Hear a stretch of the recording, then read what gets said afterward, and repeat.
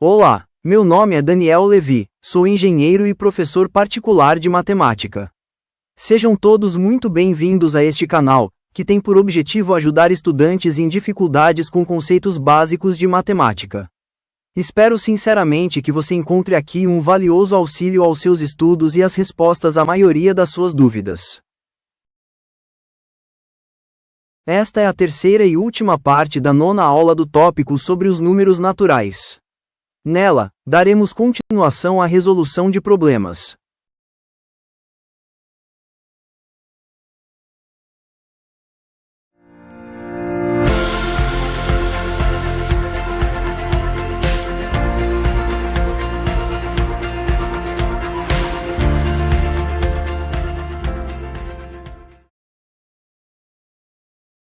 Vamos resolver o seguinte problema. Um feirante comprou certa quantidade de ovos de uma granja. Na feira, ele venderia cada um por R$2. Como ele deixou quebrar 8 ovos, precisará vender os ovos que não quebraram por R$3 cada um para faturar o mesmo valor que faturaria caso não tivesse quebrado os 8 ovos. Queremos saber quantos ovos o feirante comprou da granja. Vamos usar a técnica das figuras para resolver esse problema. A primeira coisa que precisamos descobrir é a quantia em dinheiro que o feirante perdeu por causa dos ovos que quebraram.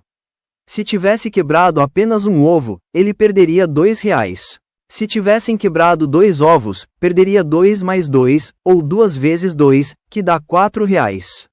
Se tivessem quebrado 3 ovos, perderia 2 mais 2 mais 2, ou 2 vezes 3, que dá R$6.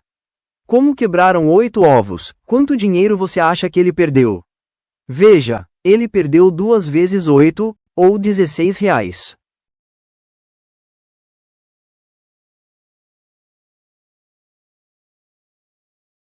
Vamos guardar esses ovos quebrados para usá-los depois.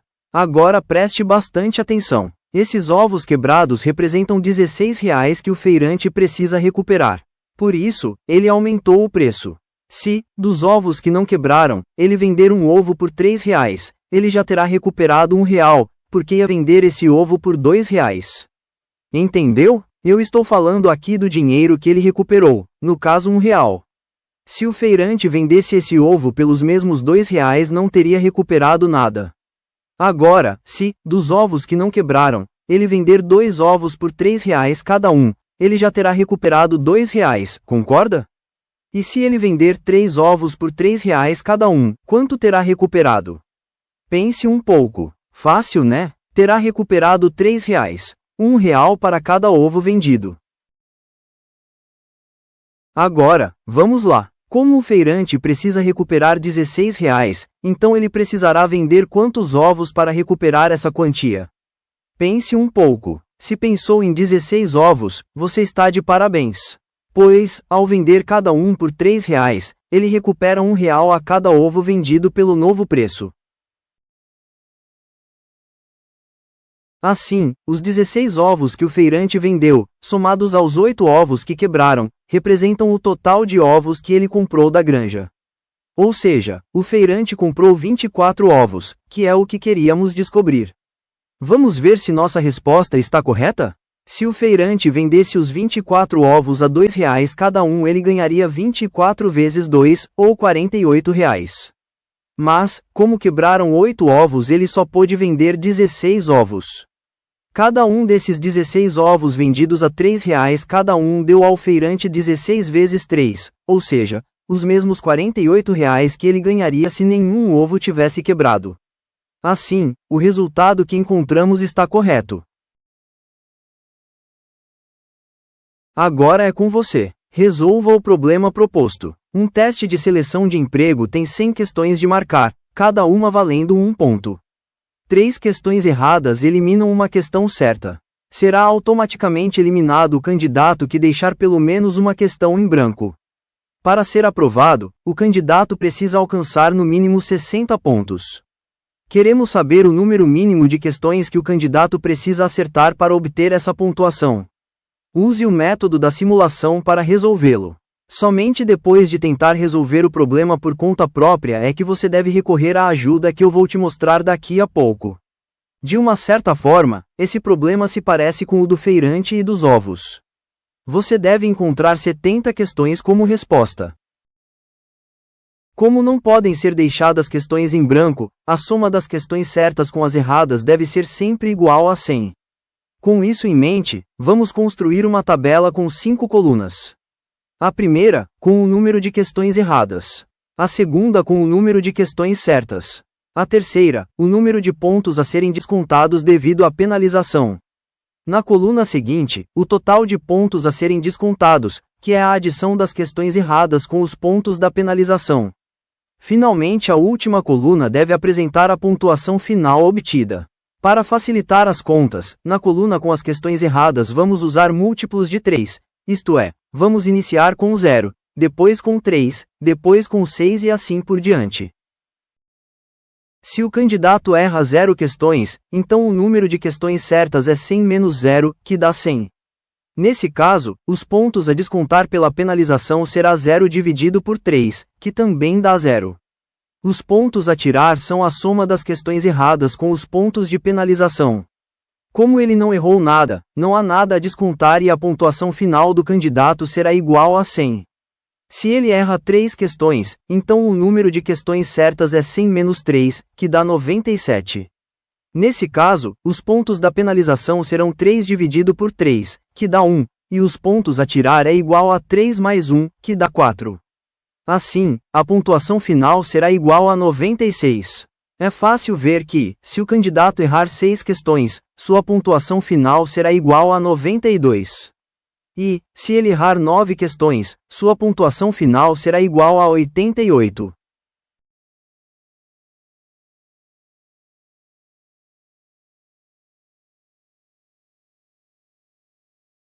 Esses exemplos de simulação nos permitem descobrir a relação entre os pontos a penalizar e os pontos a tirar. Observe que o número de pontos a subtrair da nota final do candidato é sempre igual a 4 vezes o total de pontos a penalizar. Por exemplo, se o candidato é penalizado com 3 pontos, o total de pontos que ele perderá será 12, que é 4 vezes 3. Como a pontuação para ser aprovado deve ser, no mínimo, igual a 60, quer dizer que o total de pontos a tirar é igual a 40, resultado de 100 menos 60. Agora, vamos fazer o processo inverso para descobrir quantas questões o candidato precisa acertar para obter a pontuação para ser aprovado. Ao dividirmos por 4 esses 40 pontos, obtemos os pontos a penalizar, isto é, 10 pontos. Para descobrir quantas questões ele errou para que seja penalizado com 10 pontos, é só ver que esses 10 pontos são o resultado de 30 dividido por 3. Assim, para ser aprovado com a pontuação mínima, o candidato pode errar no máximo 30 questões. Portanto, para ser aprovado, ele deve acertar no mínimo 70 questões, resultado de 100 menos 30, que é a resposta que queríamos encontrar. Podemos confirmar esse resultado observando que a soma de 30 com 10 dá 40, o total de pontos a serem subtraídos da nota do candidato.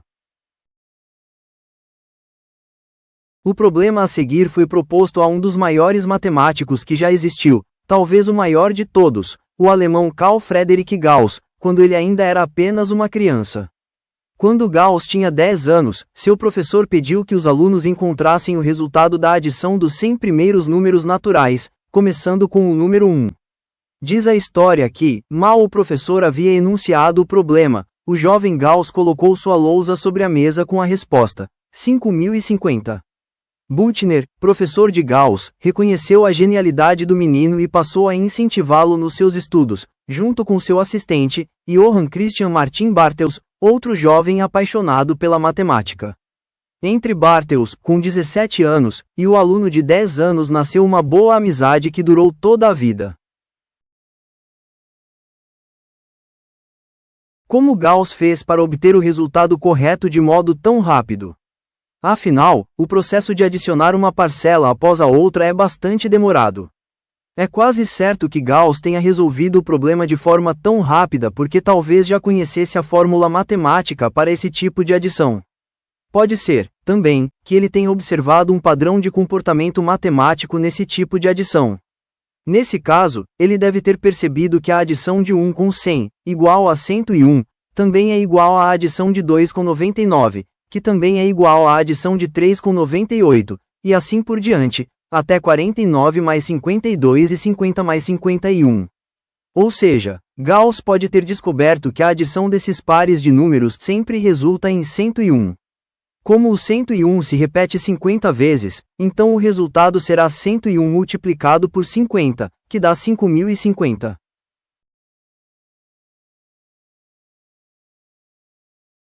Agora é com você. Pause o vídeo e encontre o resultado da adição dos primeiros 50 números pares. Faça como Gauss e procure um padrão. Vamos lá? Veja se você acertou. Observe que desta vez os pares dão soma igual a 102.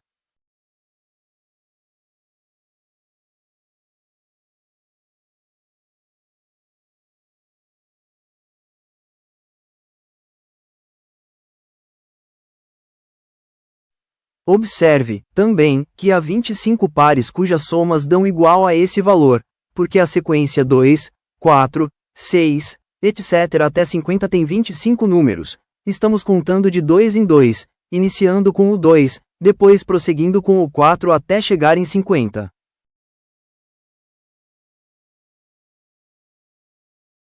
Portanto, o resultado é igual a 102 vezes 25, que dá 2550. Antes de passar para outro problema, eu gostaria de mostrar a você uma visualização bem interessante sobre a soma de números naturais. Como é uma representação visual, ela refere-se à técnica das figuras da qual eu falei na aula anterior. Vou exemplificar com a soma dos 10 primeiros naturais, começando com o 1. Mas, o resultado pode ser estendido para qualquer sequência desse tipo. Para cada número dessa adição eu vou associar uma quantidade correspondente de pequenos círculos. Portanto, a quantidade total desses pequenos círculos equivale ao resultado da adição de 1 mais 2, mais 3, mais 4 e assim por diante, até 10. Agora, eu vou duplicar esse conjunto de círculos. Em seguida, vou girar esse novo conjunto. E depois vou reuni-lo com o conjunto original. Temos agora um conjunto com 10 linhas, sendo que em cada uma delas há 11 círculos. Portanto, nesse novo conjunto de círculos, temos 11 vezes 10, ou 110 círculos. Mas, essa quantidade é o dobro de 1 mais 2 mais 3, etc., até 10. Lembre-se que estamos juntando dois conjuntos iguais de círculos e só queremos saber quantos círculos tem em um conjunto apenas. Assim, o resultado que queremos, a soma dos 10 primeiros números inteiros começando com o número 1, é a metade de 110, ou 55. Vamos a um último tipo de problema, muito comum. Ele envolve idades. Uma mãe e sua filha possuem idades cuja soma é igual a 47 anos. Se a diferença de idades entre elas é de 23 anos, queremos saber as idades da mãe e da filha. Esse tipo de problema é bem fácil de ser resolvido com recursos da álgebra. Mas, estou supondo que você ainda não conhece álgebra. Por isso, eu irei resolvê-lo só com o conhecimento aritmético e por meio da técnica das figuras. Vamos imaginar que a idade da mãe seja um retângulo pintado de rosa escuro e que a idade da filha seja um retângulo pintado de rosa claro. Como a mãe é obviamente mais velha que a filha, o retângulo da sua idade é maior do que o da filha. De acordo com o problema, se somarmos as duas idades o resultado é 47 anos.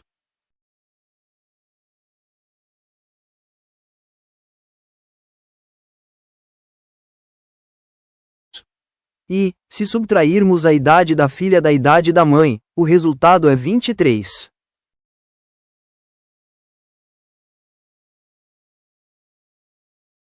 Veja que essas duas figuras têm o mesmo tamanho.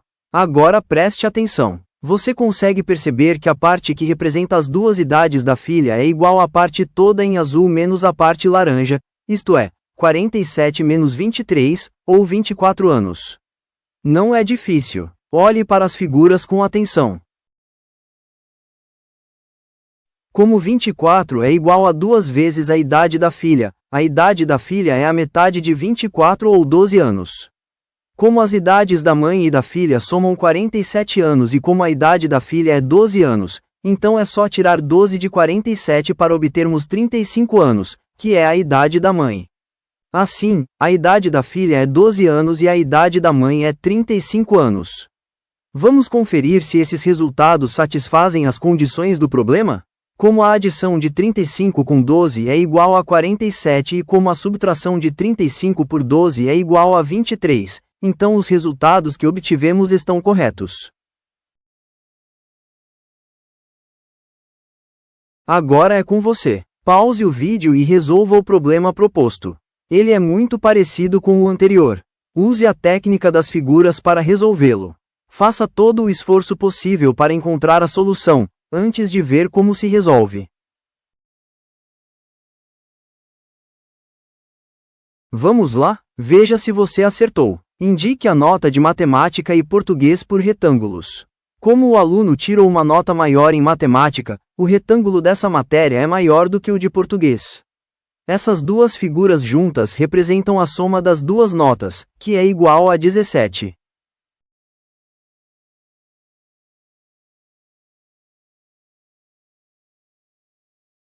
Agora, coloque novamente a nota de matemática junto com a de português e em seguida retire da nota de matemática a nota de português, conforme mostrado na tela.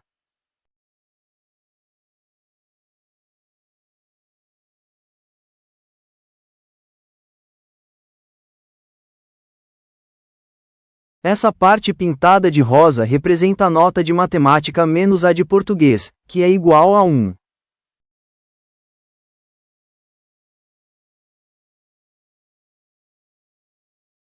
Observe que essas duas figuras têm o mesmo tamanho. É fácil ver que, se tirarmos da figura de cima a parte rosa que representa um ponto, o que sobra é igual a 17 menos 1, ou 16, que é exatamente o tamanho dos dois retângulos azuis. Como 16 corresponde a 2 vezes o retângulo azul, então cada um deles é igual a 16 dividido por 2, que dá 8. Portanto, a nota de português é igual a 8. Mas, como a nota de português com a de matemática é igual a 17, a nota de matemática será 17 menos 8, ou seja, será igual a 9. Assim, as notas são 9 em matemática e 8 em português. Parece que esse aluno é estudioso, pois tira boas notas. Deixo para você demonstrar que as respostas estão certas. Encerramos o tópico sobre números naturais. Se chegou até aqui, meu muito obrigado. Espero que você tenha aprendido ou relembrado o assunto. No tópico seguinte vamos estudar os números inteiros, uma parte importante da matemática. Lá, você vai aprender a fazer operações com os números negativos. Estude bastante e nos vemos por lá.